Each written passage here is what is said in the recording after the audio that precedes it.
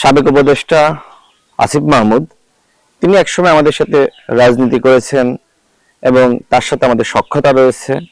তিনি পদত্যাগ করার আগের দিনও তার সাথে আমাদের বৈঠক হয়েছে। গণ অধিকার পরিষদে আসার ব্যাপারে তিনি ইতিবাচক, কিন্তু এখনো পর্যন্ত চূড়ান্ত কোনো সিদ্ধান্ত হয়নি।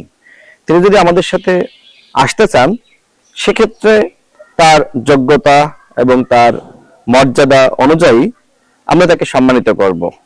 আন্দোলন সংগ্রামে তিনি ভূমিকা রেখেছেন, বিশেষ করে গণ অভ্যুত্থানে তিনি নায়ক। তিনি চাইলে যে কোনো দলে যোগদান করতে পারেন অথবা নিজে নতুন দলও গঠন করতে পারেন। তো তিনি সিদ্ধান্ত নিক তিনি কি করতে চান। তিনি যদি মনে করেন যে গণ অধিকার পরিষদে আসবেন, তিনি আসতে পারেন। গণ অধিকার পরিষদের দরজা তার জন্য সবসময় খোলা রয়েছে। তিনি উপদেষ্টা ছিলেন, সরকারে থাকলে সমালোচনা হয়। তার বয়স তো খুব বেশি না, বয়সে তরুণ।